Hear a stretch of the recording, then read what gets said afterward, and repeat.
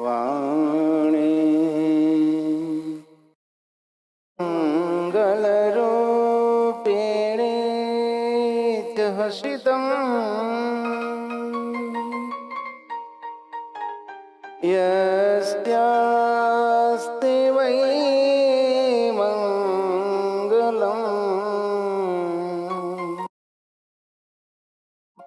નેત્રે મંગલદે ચ દોર્વિલસિતં નૃણાં પરં મંગલં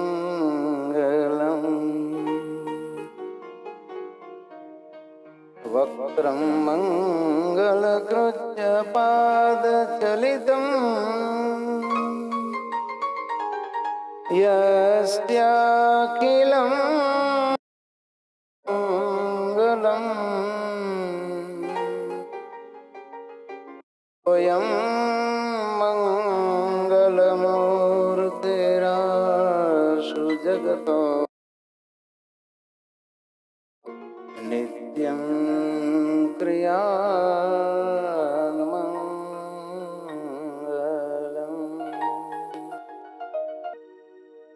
બોલો શ્રી સ્વામિનારાયણ ભગવાન કી જય.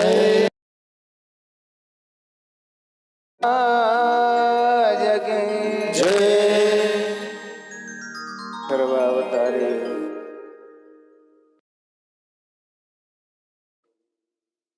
નેહાસ્પદ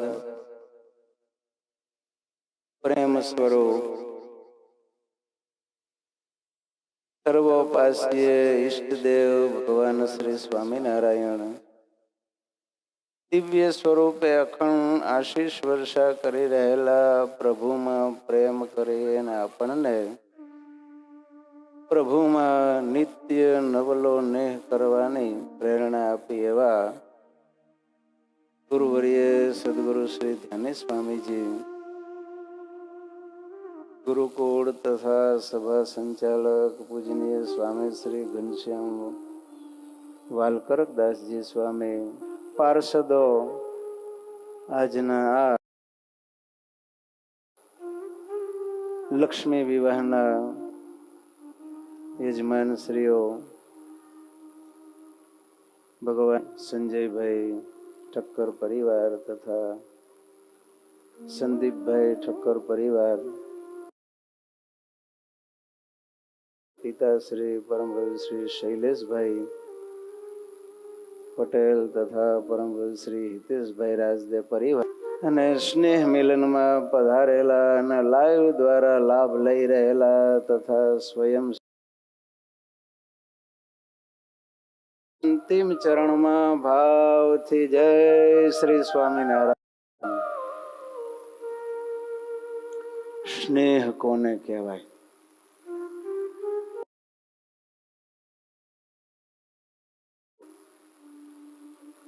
ઉપમા કાલિદાસસ્ય, ઉપમા અલંકાર છે ને એ કાલિદાસની ઈ કાલિદાસની રચનાની છાપ સિંહલ દ્વીપમાં રહેલા કુમારદાસના કાવ્યોમાં પડી. કાલિદાસના હાથમાં કુમારદાસની પ્રત આવીને એને એ કાવ્ય વાંચ્યું ત્યારે એમ થયું કે આ ખરેખર મારો ચાહક છે, મારી કૃતિઓની આના ઉપર અસર છે, આ મારો પ્રેમી છે. કોઈને કહ્યા વગર કાલિદાસ છે ને એ ઉજ્જૈનથી સિંહલ દ્વીપમાં કુમારદાસ ગામમાં પહોંચ્યો. એક ગણિકાનું ઘર ખુલ્લું હતું. જઈને કહ્યું કે બહેન, મારે રાતવાસો કરવો છે, કે આ ગરાગ નથી, આ મુસાફરી છે. કે છે ભલે ભાઈ પધારો. પણ કાલિદાસે જોયું ને કે આ ગણિકા હતી ને ઘરમાં આમથી તેમ આટા મારતી હતી. કાલિદાસે પૂછ્યું, કેમ બહેન, ઊંઘ નથી આવતી? ત્યારે કહે છે, સાંભળો, રાજા છે ને કાલ એક પાદ પૂર્તિ કરે ને તો એને 9 લાખ હાર આપવાના છે. એટલે હું એ શ્લોકની પાદ પૂર્તિ માટે પ્રયત્ન કરી રહી છું. કાલિદાસ કે એવો કયો શ્લોક છે? ત્યારે કહે છે, કમલે કમલોત્પત્તિ શ્રૂયતે નતો દૃશ્યતે. એ કહે છે કમળમાંથી કમળની ઉત્પત્તિ થાય છે એવું સાંભળવા મળે છે, પણ ક્યાંય જોવા મળતું નથી. આ શ્લોક જો કોઈ પૂરો કરી આપે ને તો રાજા એને નવલખો હાર આપવાના છે. ત્યારે કાલિદાસે કહ્યું, બાલે જે કથમ ઇન્દિવરમ દ્વયમ, એટલે મુખ કમળમાં બે નેત્ર કમળ. જો આ એક કમળમાં બીજા બે કમળ ઉગ્યા. દસ તો સુઈ ગયો પણ વેશ્યાને તોય ઊંઘ આવી નહીં. મનમાં વિચાર કર્યો કે જો હું કાલે આ શ્લોક સભામાં જઈને બોલીશ ને મારો શ્લોક છે તો મારું નીચું દેખાય છે. ક્યાં કેવો મહાન કવિ કાલિદાસ અને ક્યાં વેશ્યાની વિચારધારા.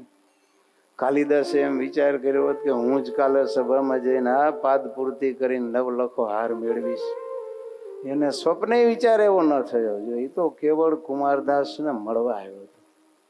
જ્યારે વેશ્યાએ મનમાં નક્કી કર્યો કે આને મારી નાખવો, રાતે છરીથી ગળું કાપી નાખ્યું, રૂમમાં ખાડો ગારીને કાલિદાસને દાટી દીધો. સવારે સભા ભરાણીને ત્યારે રાજાએ કહ્યું કે કોઈ પાદ પૂર્તિ કરીને શ્લોક લાવ્યા છો? ત્યારે આ વેશ્યાએ કહ્યું, કમલે કમલોત્પત્તિ શ્રૂયતે નતો દૃશ્યતે રાજન તવ મુખામ ભોજે કથમ ઇન્દિવરમ દ્વયમ. કુમારદાસી સભામાં બેઠો હતો.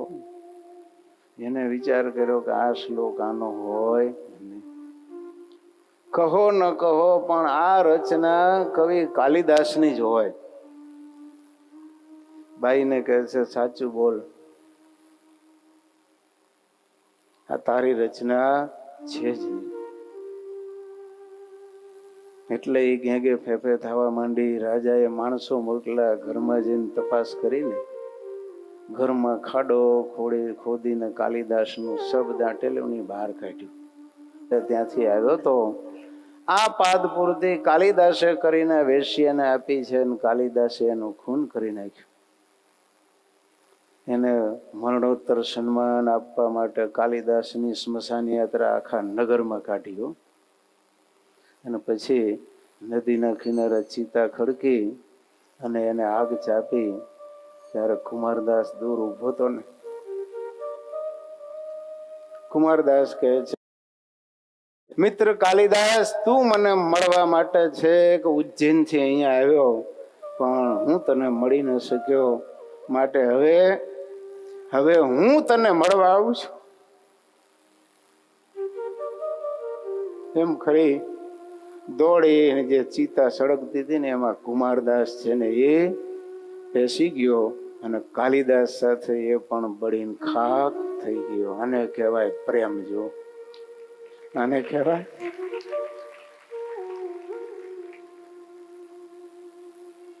કહેવાય સાચો સ્નેહ.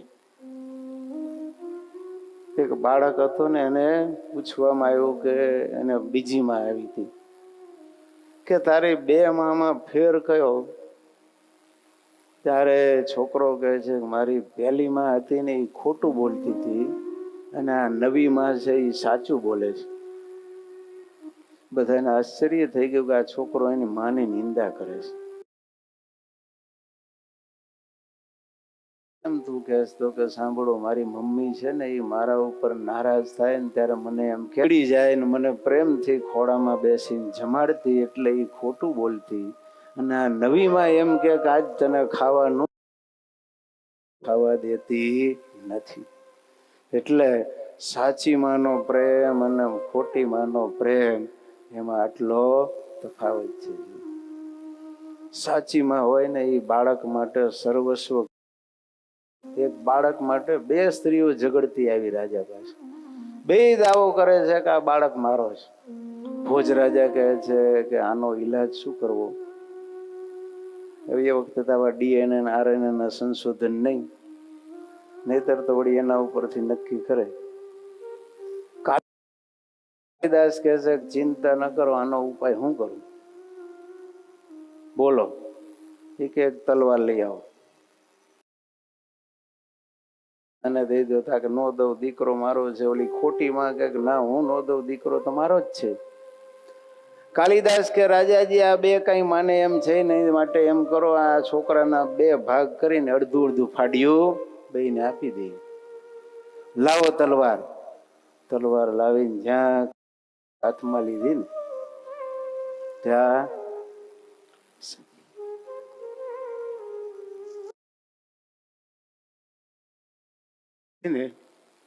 હાથ પકડી,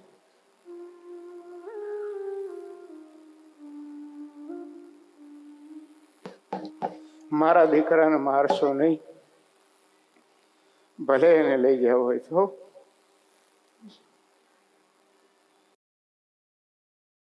લઈ જાય.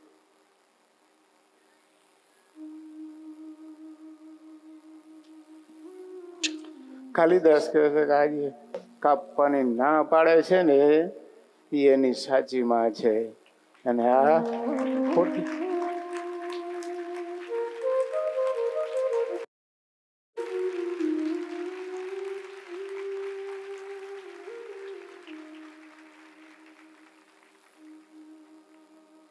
આને કહેવાય ભક્તો રોશની. આ રોશની આપણે ભગવાનને વિશે, ભક્તોને વિશે, સંતોને વિશે કરવાનું છે. પ્રથમના 61માં વચનામૃતમાં ભગવાન કે પાકો સત્સંગી કોને કહેવાય? તો જેમાં 3 વાના હોય એને ભગવાન કે પાકો સત્સંગી કહેવાય. એક તો પોતે ધરાવ્યા જે નિયમ એને શિર સાટે પાળે, દ્રઢ કરીને પાળે, અને ધર્મનો કોઈ પંચ વર્તમાનમાં પૂરો હોય. અભયસિંહ જેવા તમે જામ સાહેબની કચેરીમાં ત્યારે અભયસિંહ કહી દીધું કે લ્યો આ કટારી, આ ગળામાં ગોપાળાનંદ સ્વામીએ કંઠી પહેરાવી છે ને, આ મુખમાં તો દારૂનું ટીપું નહીં જાય. બાપુ કહે છે કે મારો હાથ પાછો ન જાય. તો કે તમારો હાથ પાછો ન જાય તો અહીંથી કટારીથી કાણું પાડીને અહીંથી દારૂ રેડી દ્યો, બાકી માથું જાય છે પણ આ નિયમમાં ફેર પડશે નહીં. આને કહેવાય દ્રઢ ટેકીલા સહજાનંદી સુરવીર સિંહ. જો ભગવાને બાંધેલા નિયમો. નહીતર પેલા દારૂ પીતા હતા અને માંસ ખાતા હતા, એ સિવાય એના ખોરાક નહોતા. પણ જયારે ગોપાળાનંદ સ્વામીએ નિયમ ધરાવ્યા ત્યાર પછી શિર સાટે નિયમ રાખતા. જો નિશ્ચય, ભગવાનના સ્વરૂપનો જે નિશ્ચય તે અતિશય દ્રઢપણે કરીને રાખે. એમાં કોઈ સંશય પાડે તો પણ સંશય પાડે નહીં, અને પોતાનું મન પણ સંશય નાખે તો પણ સંશય પડવા દે નહીં. અને એવી રીતે દ્રઢપણે ભગવાનનો અડગ નિશ્ચય જેને હોય એને કહેવાય કે ખરો નિશ્ચય છે. સત્સંગી તો તેને કહીએ જે શિક્ષાપત્રી પાડે રે, નિયમ નિશ્ચય પક્ષ ન મૂકે. જો સાચા સત્સંગી હોય ને નિયમ નિશ્ચય પક્ષ ત્રણેય દ્રઢપણે હોય. ગમે એવા નિયમમાં ફેર પડાવવા માટે કે ચૂક લાવવા માટે પ્રયત્ન કરે ને તો એ પોતાના ગુરુ આવીને કરે નથી.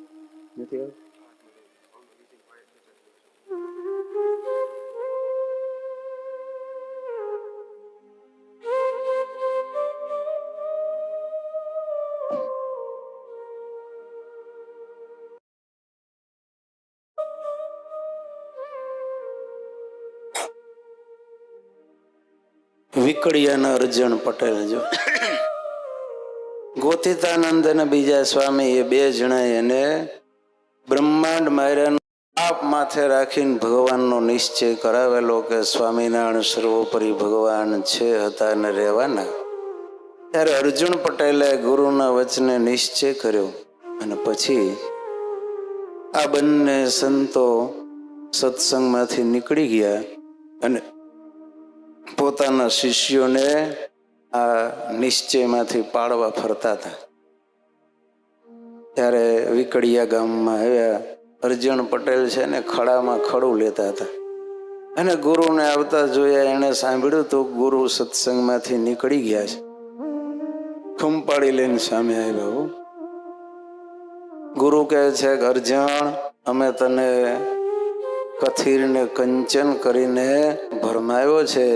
સ્વામિનારાયણ ભગવાન નથી, માટે કંઠી કાઢી નાખ. ત્યારે વિકળી અને અર્જુન પટેલ કહે છે કે માળા તેથી તો કંઠી બાંધવા માટે આખા બ્રહ્માંડ બાયડાનું પાપ મારા માથે એમ કહીને કહેતા હતા કે સ્વામિનારાયણ ભગવાન ન હોય તો અમને આ પાપ લાગે ને આજે તમે મને સત્સંગ છોડાવવા આવ્યા છો. સાંભળો, આ તો તમે મારા ગુરુ છો એટલે એક વખત હું જવા દઉં છું. બીજી વાર આ ગામના પાદરમાં આવ્યા ને તો જાનથી મારી નાખી, અહીંથી હાલા જાઓ. ગુરુએ નિશ્ચય કરાવ્યો તો એને કાઢી નાખ્યો, પણ નિશ્ચયમાં ફેર પડવા દીધો.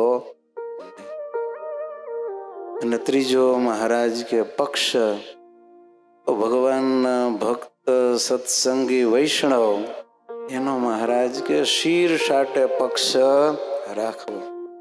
જેમ માતા પિતા દીકરા દીકરીનો પક્ષ રાખે, પુત્ર પિતાજીનો પક્ષ રાખે અને પત્ની છે એ પતિનો પક્ષ રાખે, એમ ભગવાનના ભક્તનો પક્ષ જે રાખે એને મહારાજ કે આ ત્રણ વાના હોય તો પાક્કો સત્સંગી કહેવાય.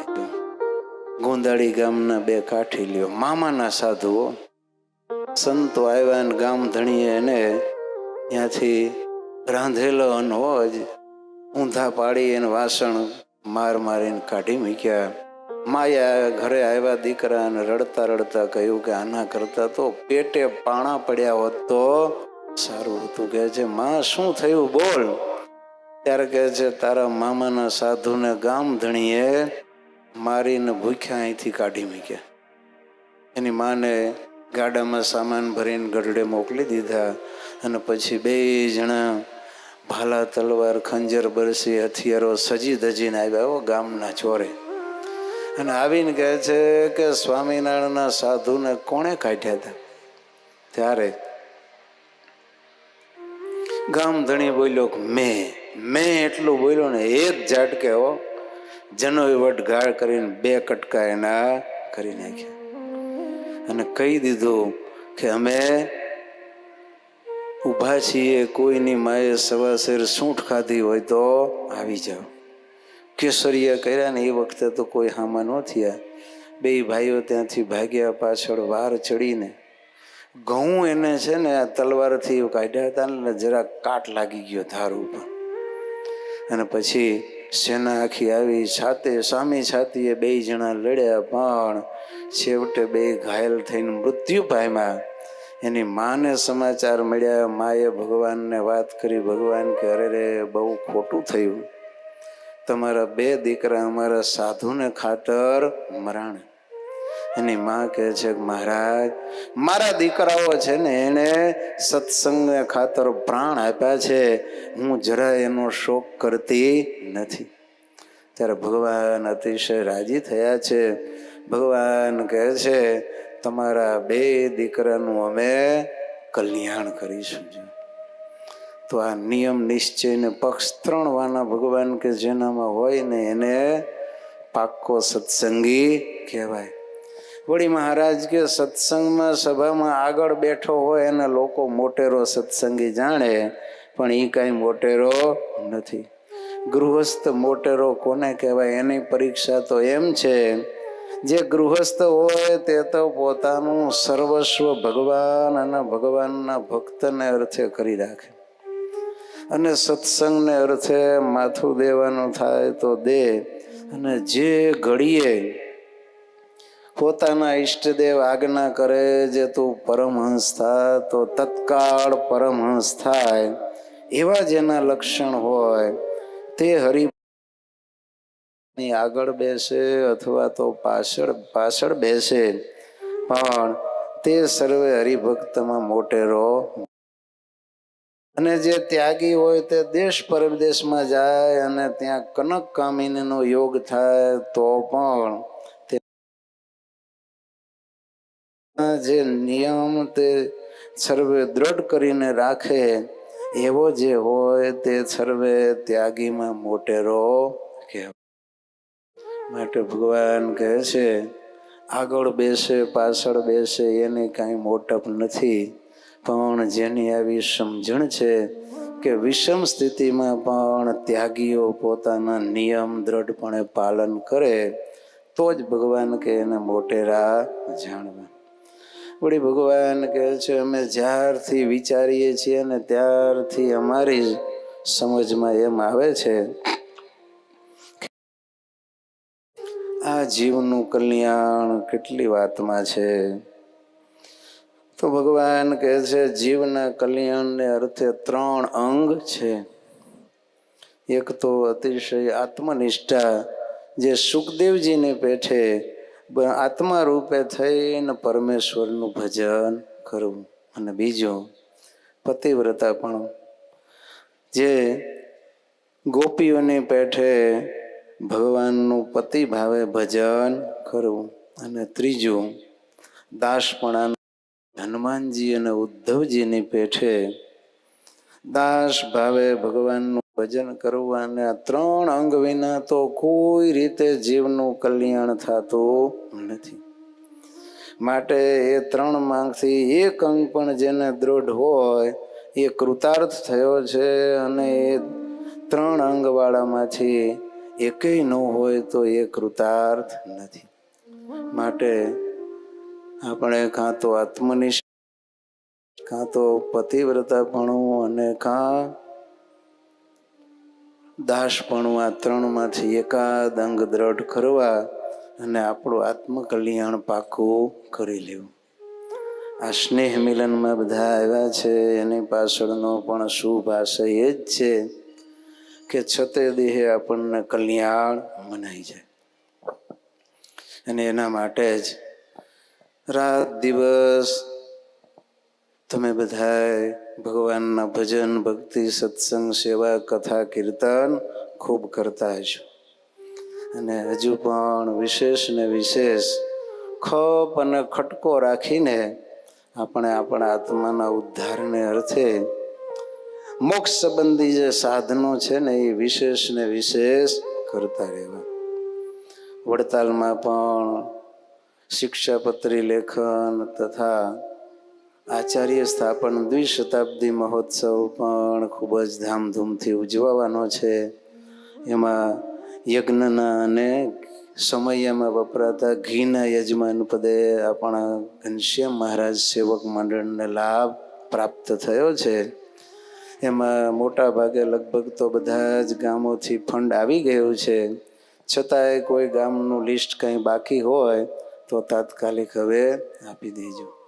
અને જે ગામમાંથી જે તારીખે જેટલા ભક્તો દર્શનાર્થે આવવાના હોય એની વિગત પણ મહેરબાની કરીને ગામના આગેવાનો છે ને એ તાત્કાલિક પહોંચતી કરે, જેથી કરીને વ્યવસ્થામાં સાનુકૂળતા રહે.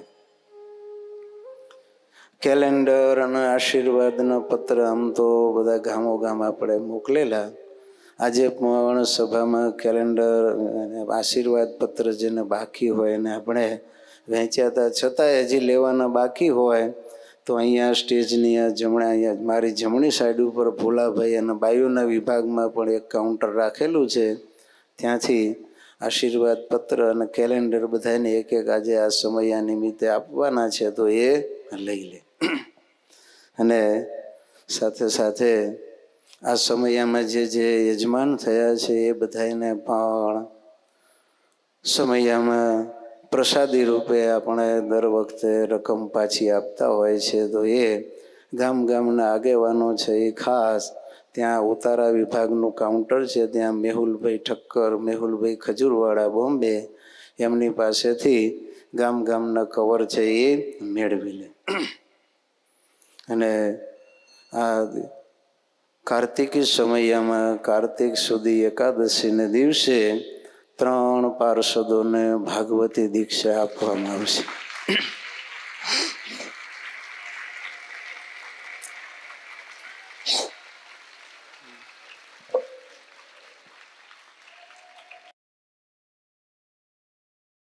જો આપણા સત્સંગમાં વર્તમાન પરિસ્થિતિ ભગવાનને જે ગમે અને ગુરુવર્યને જે ગમે એ પ્રમાણે બધાએ રાજી રહેવું જોઈએ. તો વડતાલ પીઠાધિપતિ આચાર્ય મહારાજ તથા મોટેરા વડીલ સદગુરુ સંતો ચેરમેન શ્રી કોઠારી શ્રી એ બધાએ પણ સાથે મળીને સમાધાન માટેના વાત આપણને કરી. સાથે ભગવાન અને ગુરુવર્યની પણ એવી પ્રેરણા અને મરજી હશે એટલે આપણે વઘાસી ગુરુકુળમાં રહીને હવે સત્સંગનો વિકાસ કરવાનો નિર્ધાર કર્યો છે અને બાકીના સંતો અહીંયા કણભામાં રહીને સત્સંગ કરાવશે. અને બધાએ એમ વિચાર કરે છે કે સ્વામી હમણાં અત્યારે સમયો પૂરો થાય એટલે જતા રહેવાના છે, એવું નથી. પણ વડતાલનો સમયો શરૂ થાય ત્યાં સુધી આપણે અહીંયા જ છીએ એટલે કોઈએ એવી અફવાઓ કે ભ્રમણામાં રહેવાનું નથી. અને આપણે સમય દરમિયાન ભાગવતી દીક્ષા આપીશું અને ત્યાર પછી જો કે વઘાસીમાં હજી 3-4 મહિનાનું કામ થોડું બાકી છે એટલે એ પૂર્ણ થાય ત્યાં સુધી આપણે વડતાલ આસને અથવા તો બીજે ક્યાંક આપણે નિવાસ કરીને ત્યાં સુધી ભજન સત્સંગ કરીશું અને તમને બધાને પણ ત્યાં તેડાવીશું.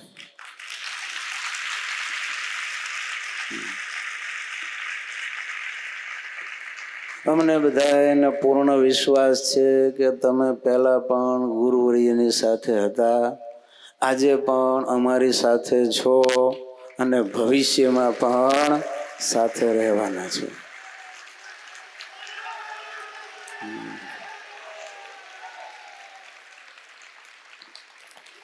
માત્ર ને માત્ર આપણે ભગવાન અને ગુરુવર્યને રાજી કરવા માટે, દેવ આચાર્ય સંત સત્સંગીઓને રાજી કરવા માટે આપણાથી બને એટલું વિશેષ ભજન સત્સંગ કરીને સ્વામીજીએ જેમ સત્સંગને અર્થે 92 વર્ષ સુધી પોતાના શરીરને ઘસી નાખ્યું અને સત્સંગની સેવા કરી, એમ આપણે બધાએ અમારે તમારે પણ આપણું શરીર જ્યાં સુધી ચાલે ત્યાં સુધી સત્સંગની નિરંતર સેવા પરાયણ રહેવાનું છે. અને અમને પૂર્ણ વિશ્વાસ છે કે તમે બધા તન મન ધનથી અમારા જે કાંઈ સત્સંગ વિકાસના કાર્યો હશે એમાં સંપૂર્ણ સહકાર આપશો.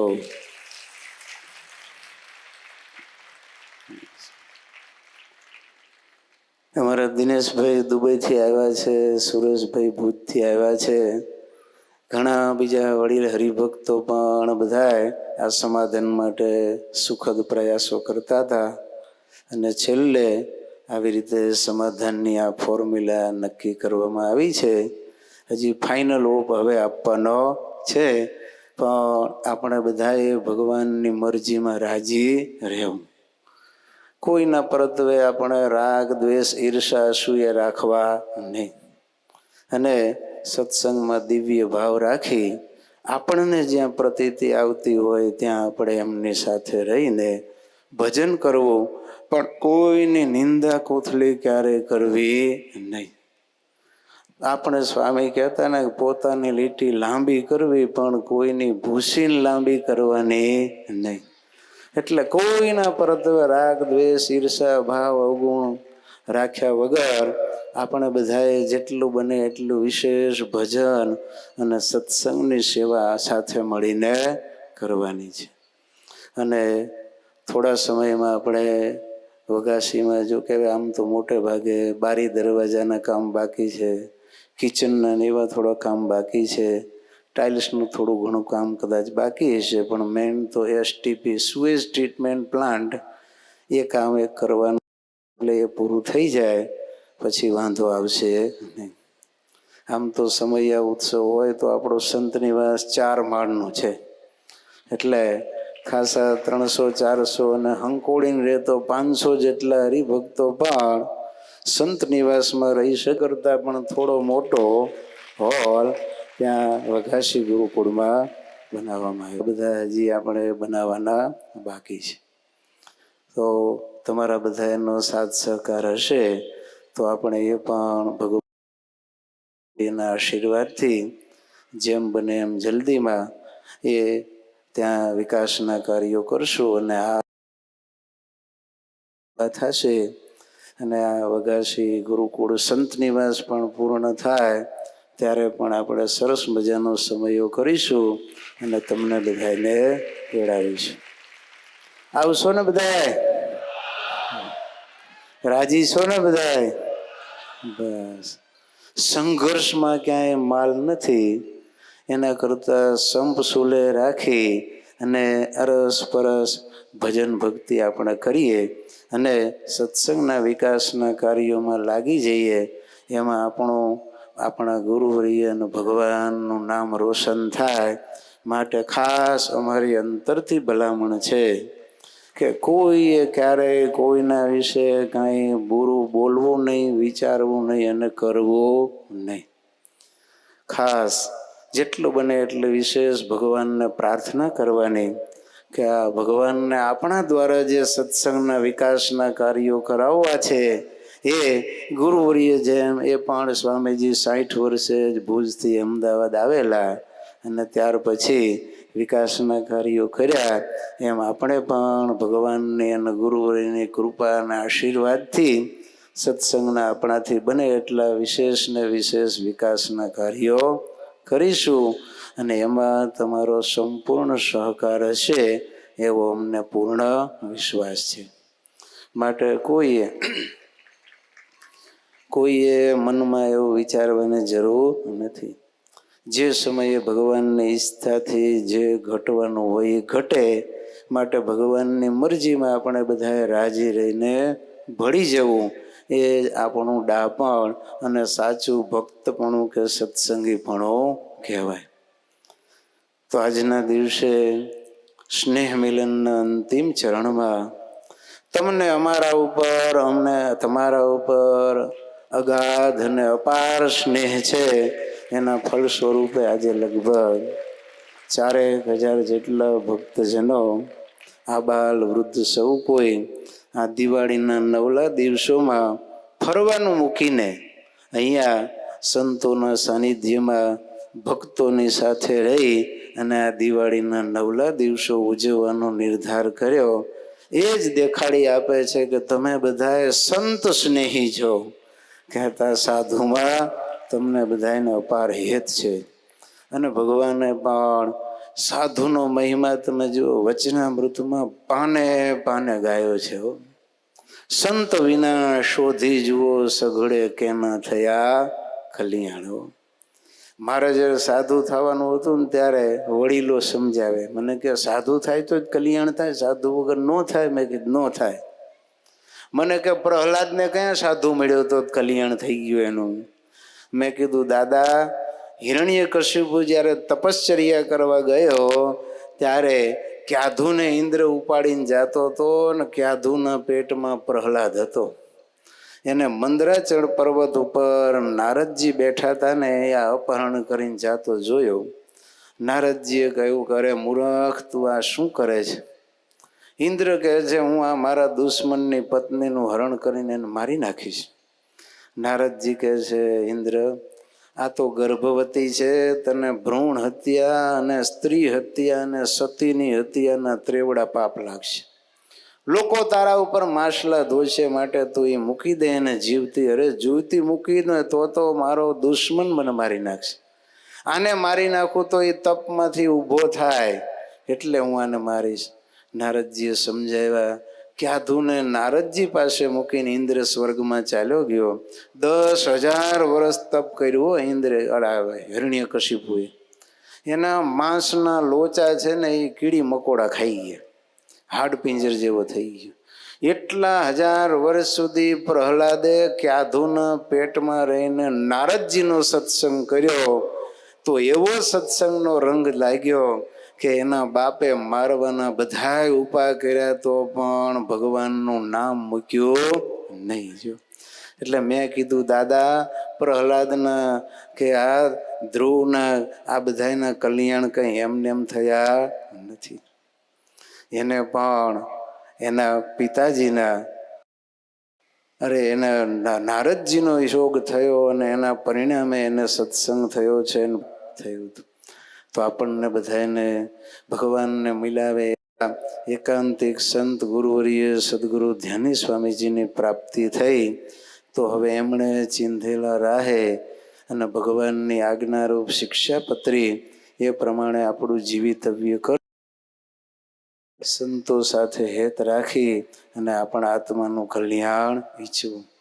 તો આજના દિવસે પરમ કૃપાળુ પરમાત્મા સ્વામિનારાયણ ભગવાન અને ગુરુવર્યના ચરણોમાં એ જ પ્રાર્થના કરીએ કે આ સ્નેહ મિલનનો પ્રત્યક્ષ કે લાઈવ દ્વારા જેણે લાભ લીધો, જેણે તન મન ધનથી સેવાઓ કરી, એ સૌ કોઈ કૃપા ઉતરે કે એ પાક્કા સત્સંગી મધ્યના 61માં કયા એવા અને મધ્યના 62માં કયું એવું 3માંથી એક અંગ આત્મનિષ્ઠા પતિવ્રતાપણું કે પછી દાસત્વપણું, એ 3માંથી એકાદ અંગ સૌ કોઈને સિદ્ધ થાય. એના પરિણામે રાજી થયેલા ભગવાન છતે દેહે જેમના શુભ મનોરથો પૂર્ણ કરી અને કલ્યાણ મનાવી દે અને સાચા સંતમાં સૌ કોઈને આત્યંતિક હેત થાય, પરસ્પર આત્મીય ભાવ થાય, તન મન ધનથી સત્સંગને સેવાને દેહાંતે સૌ કોઈ ભગવાનની હજુર સેવાને પામે. એટલી પ્રાર્થના સાથે મારી વાણીને વિરામ. સહજાનંદ સ્વામી મહારાજને પુનઃ બધાને ભાવથી જય શ્રી સ્વામિનારાયણ.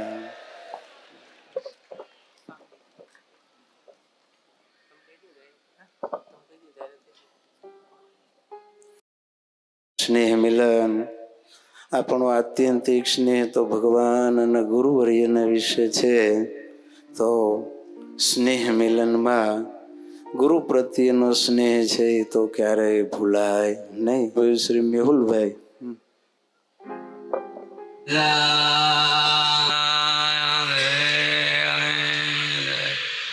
લક્ષ્મીનારાયણ કેમ ભરાય મજામાં છો ને?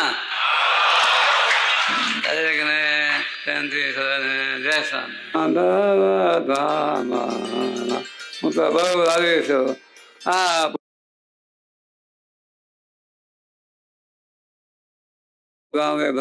છે તો આપણા સૌનો ભાગ્ય છે. હું તો બહુ લાવી છું.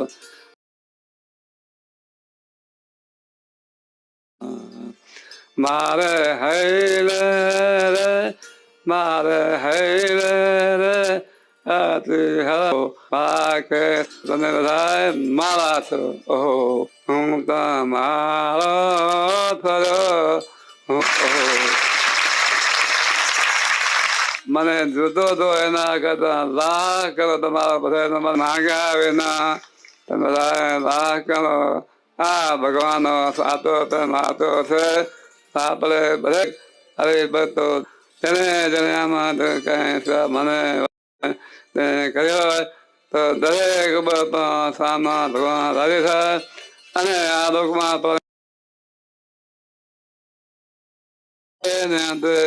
ભગવાન માધુરીમાં રાખે ને દરેકને સુખ્યા કરે. હું સામા ભગવાન અત્યારે પણ આપણને એમ થાય કે સ્વામી આપણા ઉપર કેટલો પ્રેમ વરસાવે છે. વડતાલનું આસન આપણને આપવામાં આવે છે. મોટા મોટા સદગુરુ જીવનદાસજી સ્વામી, સદગુરુ સ્વામી શ્રી નીલકંઠ ચરણદાસજી સ્વામી, મોટા સદગુરુ સંતો, ચેરમેન શ્રી પૂજનીય ડૉક્ટર સંત વલ્લભદાસજી સ્વામી, પરમ પૂજ્ય સ્વામી શ્રી દેવ પ્રકાશદાસજી સ્વામી આદિ સર્વે બ્રહ્મનિષ્ઠ સંતો અને પૂજનીય, અને એમ કહ્યું કે અમે બધા તમારી સાથે છીએ. કંઈ પણ વડતાલના તમારે જે કાંઈ કાર્યો કરવાના હોય એમાં અમે સંપૂર્ણ તમને બધાને સાથ સહકાર આપીશું. અને એમાં વળી ચેરમેન શ્રી ને કોઠારી શ્રી તો આપણે સ્વામી કે આજે જ યાદ કરાયું કે આપણો તો ફેમિલીના તો છે. એટલે ગુરુજી કહી ગયા હતા, સ્વામીએ કીધું કે આપણા 3-4 ફેમિલી, રામકૃષ્ણ સ્વામી ધ્રાંગધ્રા, નીલકંઠ સ્વામી અને ઘનશ્યામ સ્વામી ખંડારી, એટલે આ બધા કે આપણું ફેમિલી છે. એટલે કે ફેમિલીના નાતે પણ આપણે બધા સદાય ભેળા હતા છીએ અને કાયમ રહેશું. અને સંપૂર્ણ સાથ સહકાર તમને બધાને જ્યાં સત્સંગના વિકાસ કાર્યોમાં જરૂર પડે ત્યાં આપીશું. તો આમ ભગવાન અને ગુરુવર્યની અને સાથે સાથે આ બધા મહારાજશ્રી અને સંતોની પણ લાગણી ભાવનાથી આ સરસ મજાનો નિર્ણય લેવાયો છે. એટલે બધા એમાં રાજી રહેવું. સહજાનંદ સ્વામી મહારાજની જય.